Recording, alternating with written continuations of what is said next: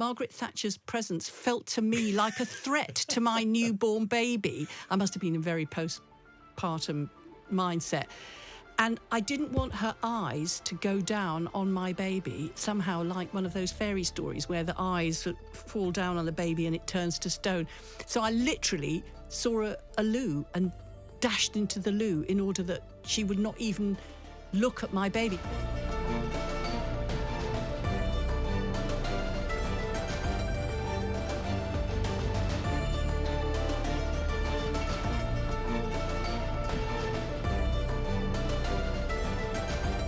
Harriet Ruth Harman is leaving us soon. MP for Camberwell and Peckham since 1982, the longest-serving female member of Parliament. She fought 10 elections, served under 7 Prime Ministers, 8 Labour leaders. Welcome to your exit interview. Thank you. It's good to have you. So I suppose we'll start with the obvious exit interview question. Why are you leaving us? I should have left, obviously, a little while ago, but the reason I didn't is because Jeremy Corbyn was leader of the Labour Party and the party was in such a state of instability. I didn't feel that that was the right time to leave. So I had planned to leave after the new leader was elected in 2015 when I stood down as deputy leader, but I felt it was not the time to leave the party when it's such a parlous state. But now the party, I think, is in great shape and can well manage without me. And so I can just be on the sidelines cheering for the new regime. It's really interesting. Did you worry that if you had stepped down, that essentially another Corbynist would have got your seat? It would have been another bit of tip in the balance that actually those of you from a more, the centre of the party had to hang in there?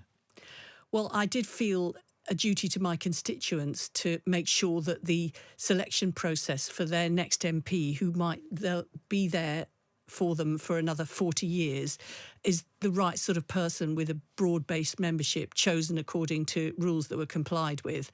And that's exactly what's happened. And I have got an absolutely brilliant successor in Miata Fanbuller, who's going to be the Labour candidate. And I wondered whether or not, bearing in mind how absolutely excellent she is, whether I'd feel slightly nose out of joint, with people thinking, oh, God, Miata is absolutely brilliant. But I've realised I'm basking in her reflected credit now, although I can't actually claim any of the credit. I am claiming the credit for how great my successor's going to be. She's really going to blaze a trail. OK, let's rewind right back to the beginning then and how you arrived in the House of Commons in a by-election. And actually it's been interesting, quite a few of the people we've spoken to on the exit interview series have come in by-elections, and they said it's a bit weird because it means you're not part of a gang. You don't arrive in the House of Commons, with an intake. You were 7 months pregnant. It was at the height of depending on the height or depth of Michael Foot's leadership. What was it like coming into the House? What was the House of Commons like? What was it like for you arriving at that particular point? Thatcher in her pomp, in you as a Labour MP. Well, there was two things. Thatcher was in the ascendancy, which was obviously the polar opposite to all my values and politics. And the Labour MPs were a beleaguered minority, even in London, could you believe it? But also, it was overwhelmingly male, 97% men, only 3% women. But that was the reason I was there, in order to be part of that women's movement cadre who wanted to change everything, to get women's voices heard in Parliament and break into every part of public and private life in this country. I was looking up, you're a relative, first cousin twice removed of Neville Chamberlain. Did you know that? According to your Wikipedia page anyway. I wondered if politics was in your blood. Well, if it was, I'm not sure that there's any influences there. It's not really, I've not woken up every morning and thought, what would Neville do today, or how would Neville approach this problem? But, Fair enough. Did your path, given that you arrived in 1982 and Thatcher was there for a long time, did your paths cross? Was there any sense of sisterly solidarity between Margaret Thatcher and other female MPs because there were so few of them? Well, Margaret Thatcher was an absolute paradox, a conundrum for us feminists, because our whole argument was women's voices should be heard, there should be more women in Parliament, there should be more women in government, women taking decisions, and who was the first woman Prime Minister? But Margaret Thatcher, who was the polar opposite of everything we stood for. But the thing about Margaret Thatcher is she was not part of my generation who were there in order to open things up for other women. She was there to beat the men at their own game, but not to change the power structures between men and women or equal things out for women. And in fact, when she stood down, or at least when she was kicked out, she left an all-male cabinet. So it was never part of her agenda, but it was quite paradoxical. But personally, everything she was doing, you know, Britain felt so bitter, so divided, inequality was so egregious. She stood for everything I absolutely hated. So I was definitely not coming into Parliament in order to be her friend or to sit at her feet and receive any advice from her. And in fact, I went out of my way to avoid her. But at one point, I was walking down a corridor, ironically, because it was a very late night vote, and I appeared to have a new baby with me. And so I must have just been recently elected and had the baby a few months afterwards. And there was no provision at all for, you know, missing votes or proxy voting or anything if you had a baby. Anyway, I saw her at the far end of a very long corridor and with no doors off at all. And she was walking towards me and I could see her looking at the baby and she was bearing down on me. And I had this weird thing, which is a sort of postpartum maternal thing, where you want to protect your baby from, you know, polluted environments or extra loud noises or anything. And somehow Margaret Thatcher's presence felt to me like a threat to my newborn baby. I must have been in very postpartum mindset. And I didn't want her eyes to go down on my baby, somehow like one of those fairy stories where the eyes fall down on the baby and it turns to stone.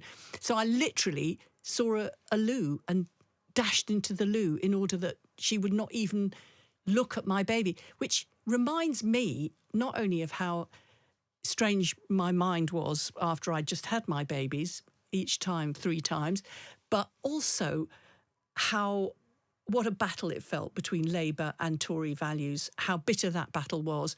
And so it continued. And, you know, it's strange because I know many Conservative MPs quite well, and I do a lot of cross-party working as Mother of the House. But I always find I'm asking myself, why did they join the Conservative Party? You know, Theresa May was right to call it the nasty party.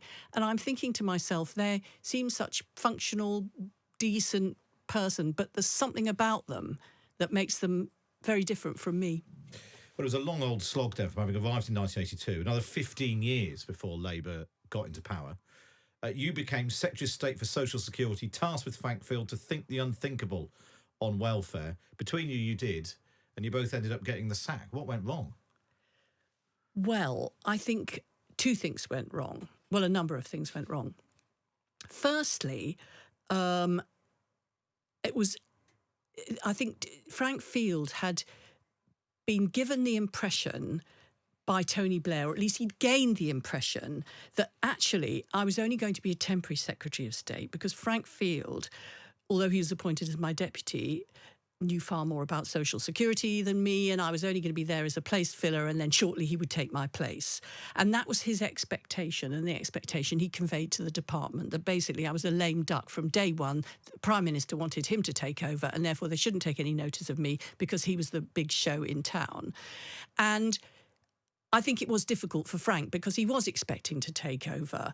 And it was certainly difficult for me because I kind of, you know, was under challenge from the moment I arrived.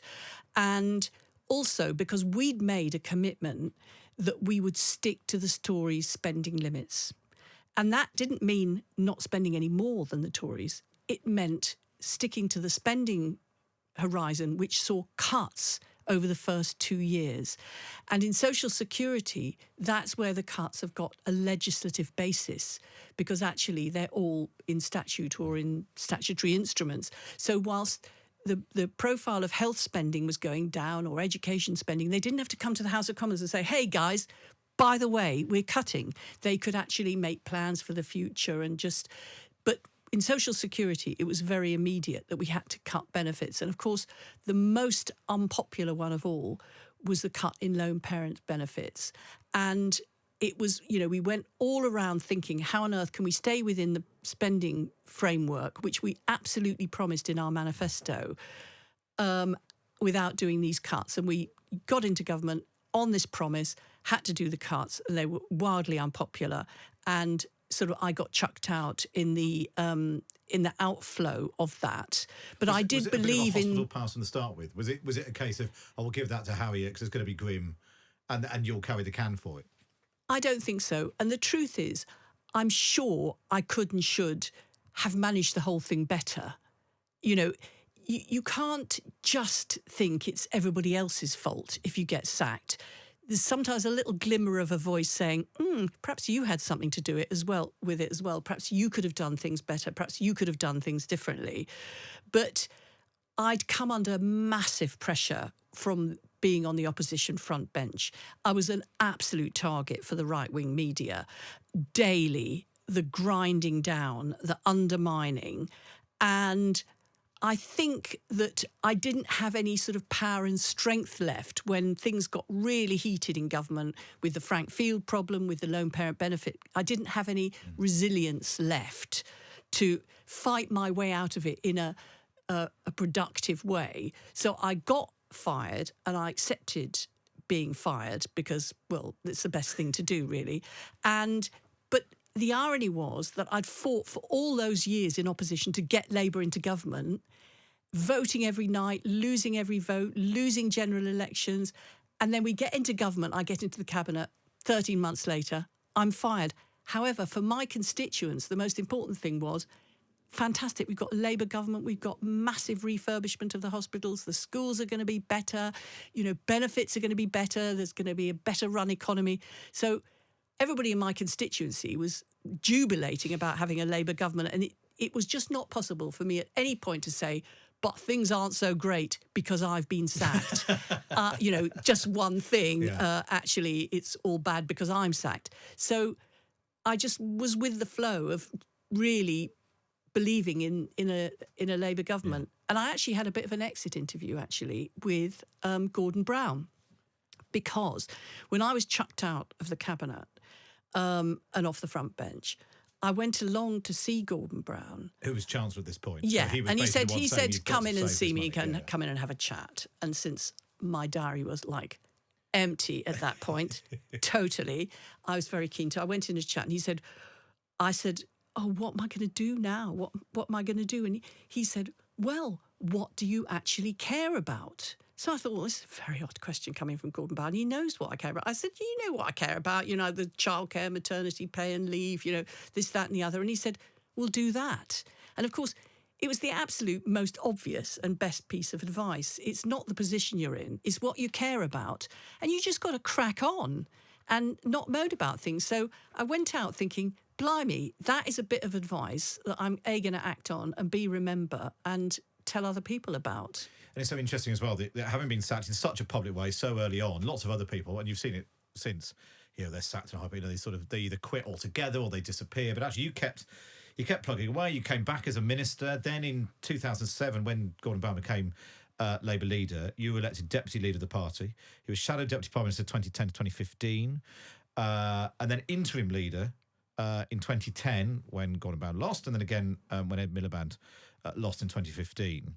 Do you get fed up with people talking about how Labour's never had a woman leader when both you and Margaret Beckett have done it actually in some of the worst times, following defeats or the tragic death of John Smith? Oh, no, I don't get fed up with people saying Labour hasn't had a woman leader. I think it's embarrassing. It's ridiculous that we haven't. With a party of women and equality, the Tories have managed to have two women leaders. Oh, God, I've forgotten about Liz Truss, sorry.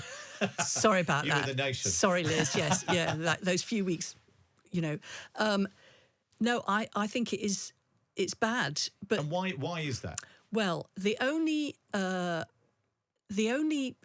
sort of basis I can think of for this is something that Jess Phillips says, which is that it's easier as a woman in the Tory party to be elected to be leader because the Tory women are not subversive within the party. They're not getting into the party in order to change everything about it and to change the power structure and change the rules and equalise things between men and women. Whereas Labour women are more threatening to their male colleagues and to men in the party because we are determined agents of change. Now, that is not an excuse for us not having a woman leader, but there might be something in that, is that you're a subversive, challenging force as a feminist in the Labour Party. As a woman in the Tory party, you're not frightening the men. You're working in collusion with them on their terms. and therefore it's no problem for them to elect you. I've read a couple of times now, Sue Gray apparently thinks there's too many lads around Keir Starmer, particularly in his team, not so much on the sort of the front bench, but in his team of advisors. It's a bit too macho, his circle. Do you think that's right? Well, I think that as you get nearer to power, the competition gets hotter, and therefore a lot of people who might have been pursuing their careers elsewhere think, oh, Labour might be going to get into government, I'll have a bit of that. And they kind of join in. So the competition gets tougher, and therefore the men for whom the power structures and the sense of entitlement is readily there for them come zooming back in. And, you know, it's important that we don't forget at this point that actually you get much better decisions as well as better representation if there's men and women on equal terms, and there should never, ever be decision-making in men-only rooms unless it's Keir on his own. It's a good warning to Keir Starmer. Let's talk about something else where you, like you said, you'd sort of stepped away from frontline politics. You were a mother of the house, and you know you said you maybe should have stood down earlier. Then suddenly you find yourself thrown back in the spotlight, chairing the Partygate inquiry into Boris Johnson. To some, the Independent Privileges Committee looking into what went on in Downing Street. To others, a kangaroo court, as Boris Johnson supporters said. What was it like being at the centre of that? And were you disappointed that he didn't stay in the Commons and take his punishment? He quit rather than face the music. So what it felt like chairing the Privileges Committee was of enormous importance. And if ministers don't tell the truth to Parliament, we might as well all go home, because we have to rely on what they say. That's what we scrutinise. That's what we consider in Parliament. That's what we base our legislation on. And therefore, if ministers don't tell the truth to Parliament, Parliament has no role. It's as fundamental as that, essential for our democracy. So this was about whether or not just any old minister, but the Prime Minister had misled Parliament and told lies to Parliament. And with that comes a sense that if the Prime Minister can get away with lying to Parliament, then why should any other minister ever tell the truth, ever? So it felt like a real watershed moment to kind of draw a line in the sand to say, no, actually, there are standards and you've all got to comply with them, even and including, and most importantly, the Prime Minister. So it felt like it was a very, very important issue, but also it felt very pressurised, because here we were, a parliamentary committee of 7 members, and in our sights, the subject of our investigation was none other than the Prime Minister of this country. And that is a very difficult thing in terms of a power imbalance in some way. But the strength that we had is that we were there for Parliament. We were the people charged by Parliament to do this. And therefore, we had to really, I was going to say man up, but that's probably the wrong word. We had to be really strong and act impeccably and work incredibly hard and really do it with absolute diligence. So it felt like the most pressure that you could possibly imagine. You know those things where they have a sort of shape of water and there's arrows coming in all around. There was so much pressure on us, but we just knew that we had to do an absolutely impeccable job, because if we'd have failed to do our job properly, Parliament would have been left completely exposed to any minister saying whatever they like with impunity. So it was for us calling time on lies in Parliament. And what about Boris Johnson leaving rather than facing his punishment?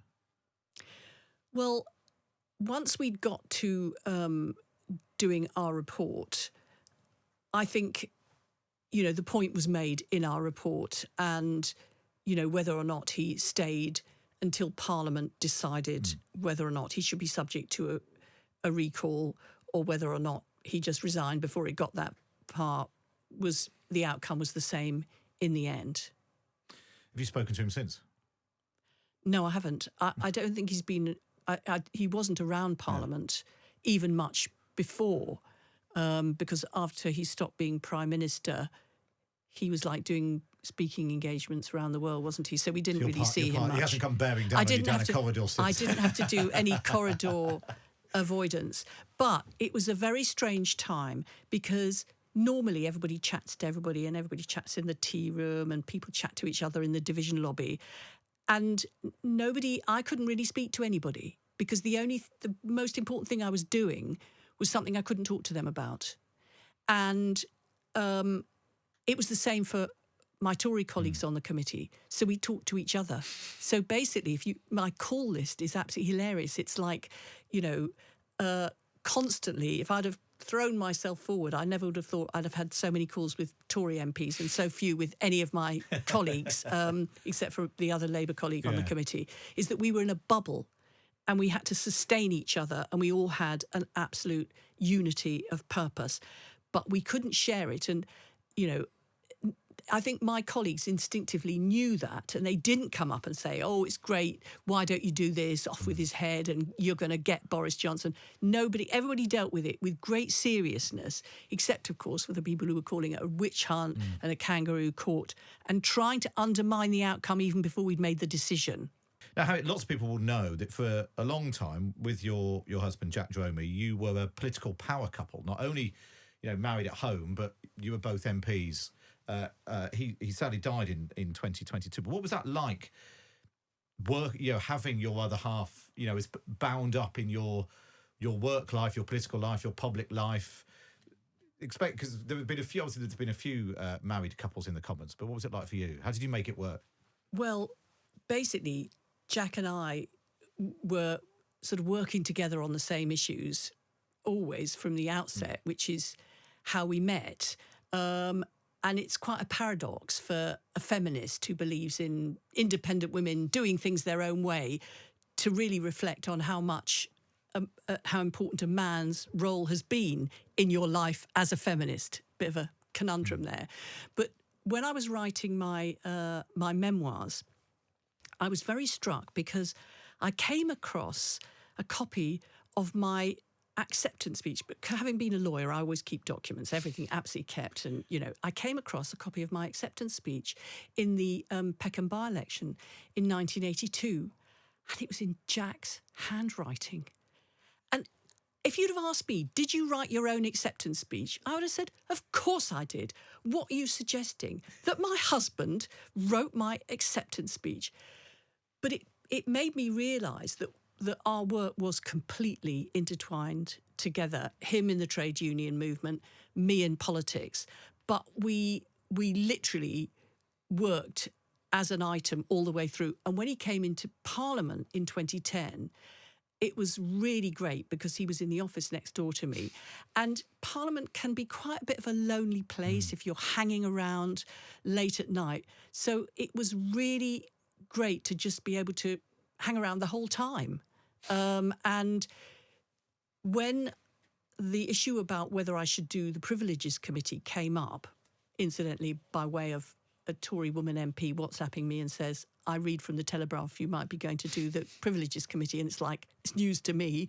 But when that came up, it was the first big decision that I'd ever taken about what I should do in terms of my own actions without Jack being there to discuss it with. But we'd been together long enough that I knew exactly what he'd say. He'd say, is it important to do it? Are you going to work your hardest at it? And therefore go for it. So I kind of knew what he'd say and went for it. I suppose in a world like politics where being able to trust whoever you're speaking to, even if they're supposed to be on your own side, in fact, maybe especially if they're own side, knowing that your other half completely understands the situation you're in, but has got your back rather than necessarily thinking of their own, political motivations. That probably gave you an edge in the end. Well, it certainly did, but also somebody of such political intelligence, because you can marry somebody who's in the same field and has got your back, but has just not got great judgment. Jack had incredible belief in Parliament and our democracy, and very, very clever judgment, and believed in doing the right thing. So that was, a good place for us both to be in. I read at one point you said someone ought to write a widow's handbook. Is that something that you're going to turn your hand to?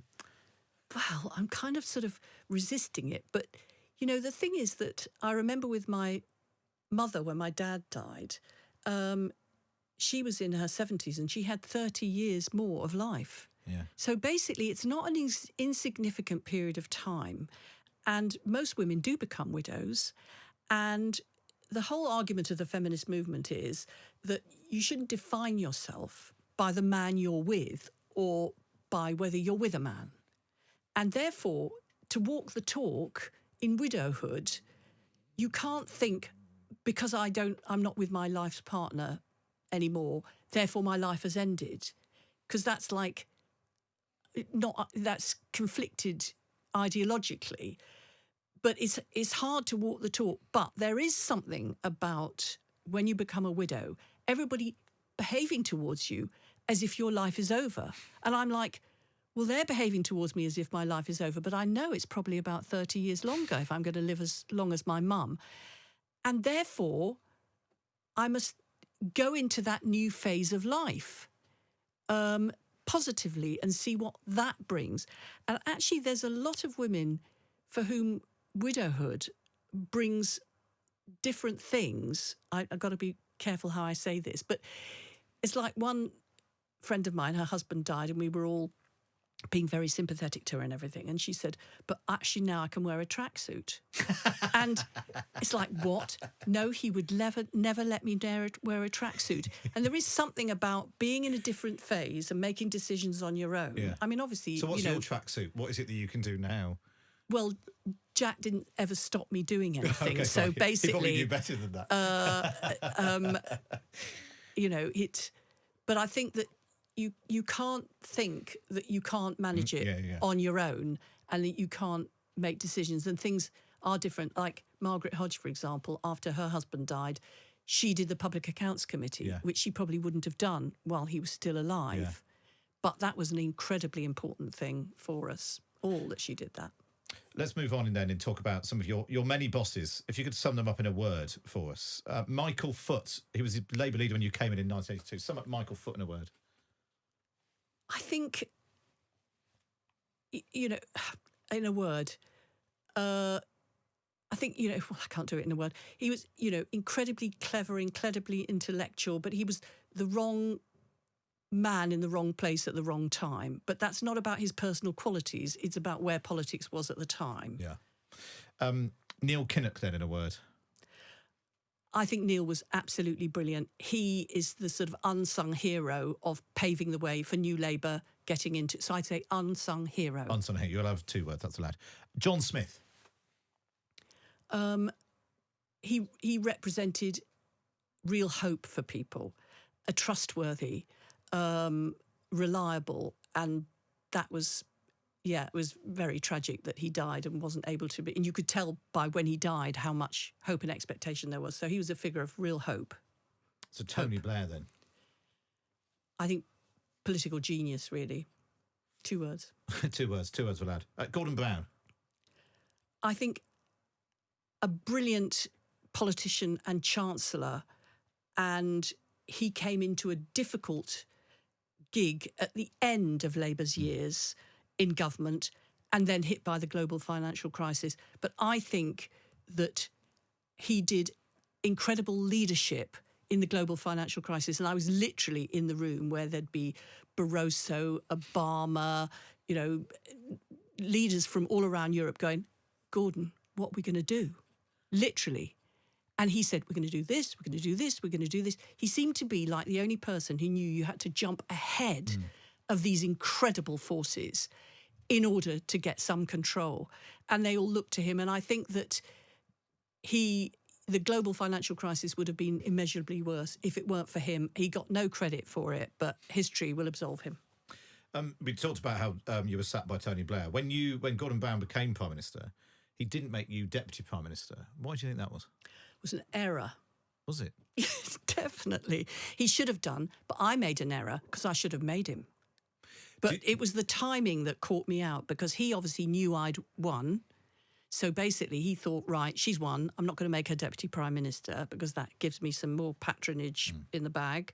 I can give it to somebody else at some other time. And I didn't know at that point, and I heard on the radio, Gordon Brown says he's not going to have a Deputy Prime Minister. So I thought, well, that's odd. Alan Johnson will be really annoyed at that. But little did I realise it was me. Yeah. And when I got it, I should have said, sorry, Gordon, this is not okay. I am going to be, same as John Prescott, as Deputy Leader, having slogged his way to get elected as Deputy Leader, claims being Deputy Prime Minister. I've slogged my way to getting elected. You've got to make me Deputy Prime Minister. But there was so much turbulence between him and Tony. I didn't want to start my first time in office as Deputy Leader of the Labour Party creating instability for Gordon. So I kind of went with the stability. But a lot of women in the country thought... I was going to say that. Is that the difference between men and women in politics? That a man would ask or insist and you didn't want to make a fuss? Well, I think I was too worried about the organism as a whole, the Labour government. And I should have realised, I could have just said to him, I had more power than I realised, you see. That's the one. Albeit, having said that, I was only elected by 0.4% or something. So A win's a win. Yeah, but a win when you're only elected by a whisker is kind of, you have to start by building up. So I think what I should have done is kick the door down and said, right, Gordon, make me Deputy Prime Minister. By the way, if you want to speak to me, I'll be at Dromey. I'm sure he'd taken that very well. Next leader, of course, back in opposition, Ed Miliband, in a word. A difficult hand for him to deal with after a very divisive contest between him and his brother, with Labour out of power after so long, everybody looking to the new. Impossible task, I'd say, for him. And then Jeremy Corbyn. Disaster. Do you think you played... Because in the chronology of it, Ed Miliband stood down in, May 2015. You were then acting leader. And there's this famous vote, now infamous vote, on welfare cuts in 2015, where you whipped the party to back the welfare cuts, and sort of Corbyn sort of weaponised that. And some people have sort of said, it's all Harriet's fault. Well, is that fair? I didn't whip the party to back welfare cuts. We had a bill, the Welfare and Employment Bill, and it had in it 1 million extra apprenticeships, as well as terrible cuts, terrible cuts in benefits, sorry. So there were some things in the bill that we strongly supported and some things we didn't support. So what I said was, there are some things in the bill that we support and some things we don't support. So therefore we won't vote against it at its first outing in the Commons, but if it comes back unamended, we will vote against it then. Well, that sort of tactical nicety was a mistake. I should have just said, the Tories are all disastrous. We absolutely, they're terrible. We're going to vote against everything. But I was trying to protect us from being accused of not supporting apprenticeships. And then that was then completely misrepresented, and that misrepresentation was weaponised by the Corbyn campaign, with me as the villain of the piece. One thing about being in retirement, which is going to be quite restful, is not being attacked by my own side, because there won't be any point in attacking me. So... it feels like the welfare is a sort of bookends. You had the Think the Young Think About It, like basically given it an impossible task in 97.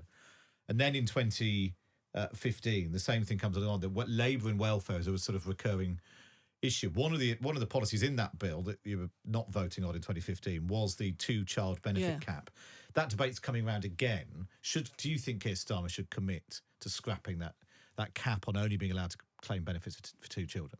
Well, I think Keir Starmer's absolutely right to say that we are opposed to that. We voted against it. And that there are many, many things that have got to be put right if and when Labour gets into government. And that will be on the list and no doubt have a high priority. But at this point in time, in terms of things like benefits, we just don't know how quickly we'll be able to redress, and indeed in terms of the health service and education, all the things that need investment. we can't put a time scale on those. We can say what matters and what doesn't matter. And that's the approach that he's taking. And I think he's absolutely right on that. But I think the fact that he's not saying, even though I haven't even been able to look at the books, I'm going to change all these benefits, that is not because he's in favour of those benefit cuts. It's because he knows we've got to have fiscal stability and not do what Liz Truss did and completely stuff the economy, a price which is still being paid by everybody in this country. I jumped a bit ahead of myself then. Sum up Keir Starmer in a word. The right person at the right time for saving the country. Very good. Let's just round off then with some classic exit interview questions. What did you dislike most about the job? I think the feeling of jeopardy the whole time. But I think that comes with the privilege of public office, is you always feel you're one comment away from disaster. And I still feel that point of jeopardy. I'm thinking, can I get to when I stand down without doing something terrible? I'm all the time on guard. I mustn't run over a cyclist or make a mistaken return on my expenses. Even after you have stood no, down. no, but you know what I mean? It's yes, like it's the small thing that can blow up again. Well, you've got to always be doing things by the book, really, really carefully, and also you can be So it's that feeling of jeopardy. Anything you do that in everybody else's life would just be moved on with, become a great big huge row and make you subject to all sorts of criticism. So I'll be looking forward to leaving that behind. Not that I'm going to go wild when I retire, but I might maybe put actually. a tracksuit on. You haven't been able to go wild since 1982. Yeah. So perhaps, What does Harriet Harman going wild look like? I've absolutely no idea. So out of touch with that wild woman, Given what we've talked about, the abuse that you've had over the years and the Harriet Harman person and the threats and the fact that it's actually got worse with social media and all of that. Sometimes it sounds like being an MP is a pretty grim job. Would you recommend it to someone else, to someone in your family or somebody you knew and cared about outside politics? Would you recommend it as a job? Totally, because there's nothing more amazing than being able to work in a cause you believe in and to be able to make a difference. It's an absolute privilege. It's tough, but it's worth fighting for, and there isn't anything that isn't tough if it's worth fighting for. You're often described as a trailblazer because you were one of 11 Labour women in the Commons when you got there. Do you feel like you've blazed a trail? Have you got everything done that you wanted to get done? I think I can look back feeling I really did my bit. I really worked hard. I really worked for change, which is good change. But we were a whole generation of women that did that, women breaking into journalism and broadcasting, breaking into the law, breaking into business, breaking into the public sector. We were a generation of women who thought that the idea that we should just sit at home and look after our husbands was not for us. And we did make that really big change. So I only look back thinking how lucky I was to be part of that great women's movement. And as luck would have it, because we did so badly in the 1983 election, all of the sisterhood that had got themselves selected to be in what were supposedly safe Labour seats, I was expecting them to come along in 1983 and none of them showed up because they didn't win. So I won because I was in a very safe seat and then was on my own being the political wing of the women's movement for far too long until I was joined by all the women in 1997, which was fantastic. Which is a long old time later. So then, we're not sure what Harriet Harman letting her hair down looks like after retirement. But the last exit interview question then, what will you do next? I've no idea. And at the moment, I find it quite hard to look beyond that because I'm busy chairing the Standards Committee. But one of the things I know I'll be doing is chairing the Fawcett Society, which is the national organisation of women fighting against discrimination. And there's a good old load of discrimination still going on. So I'm going to have my work cut out on that. And it's an excellent organisation. So I'm really delighted to be chairing it. So I'll be able to be speaking about the future government, the Labour government, hopefully, without fear or favour. Fabulous, fabulous. Well, Harriet Harman, it's been one last question. This struck me, given all the other people who've got honours. Have you been offered a damehood? I could have made myself a dame. Could you? Actually, yeah, I could have done when I was acting leader. I made some other people a dame. Yeah. I made Margaret Hodge a dame. I've made some damehoods. I don't know. It just never occurred to me to want to be a dame.